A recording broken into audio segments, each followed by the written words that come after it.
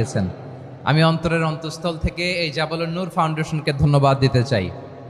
আজকের প্রোগ্রামে উপস্থিত আছেন চাঁপাইনবাবগঞ্জ জেলার সম্মানিত ব্যবসায়ী বৃন্দ, চাকরিজীবী বৃন্দ, সমাজ সেবক বৃন্দ,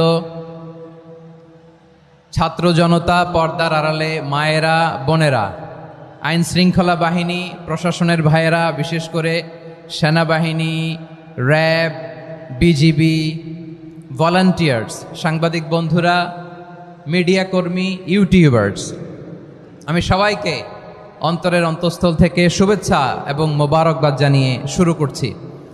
আমি ধন্যবাদ দিতে চাই আজকের প্রোগ্রামের সম্মানিত সভাপতি মহোদয়, প্রধান অতিথি মহোদয়, বিশেষ অতিথি মহোদয় বৃন্দদেরকে যারা আজকের প্রোগ্রামে উপস্থিত হয়ে প্রোগ্রামের সৌন্দর্যকে তারা বাড়িয়েছেন, অলঙ্কৃত করেছেন। আলহামদুলিল্লাহ, আমি সবাইকে শুকরিয়া, মোবারকবাদ এবং ধন্যবাদ জানিয়ে শুরু করছি। প্রিয় ভাইরা, আমরা নতুন একটি বাংলাদেশ পেয়েছি আলহামদুলিল্লাহ, নতুন ভোরের বাংলাদেশ। এখন আমাদেরকে ঐক্যবদ্ধ থাকতে হবে, বিচ্ছিন্ন থাকলে হবে না, ঠিক কিনা? আমি প্রায় বলি, যখন আমরা একা থাকি তখন আমরা ব্যক্তি, যখন আমরা সবাই মিলি তখন আমরা শক্তি। আমাদের এই ইউনিটি, আমাদের এই ঐক্যবদ্ধ শক্তিকে আগামীর ইসলামের জন্য কাজে লাগাতে হবে। চিল্লায় বলেন ঠিক কিনা?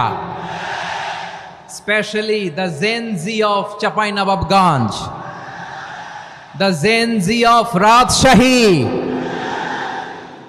তোমরা দেখিয়ে দিয়েছ কিভাবে জালেমকে শায়েস্তা করতে হয়।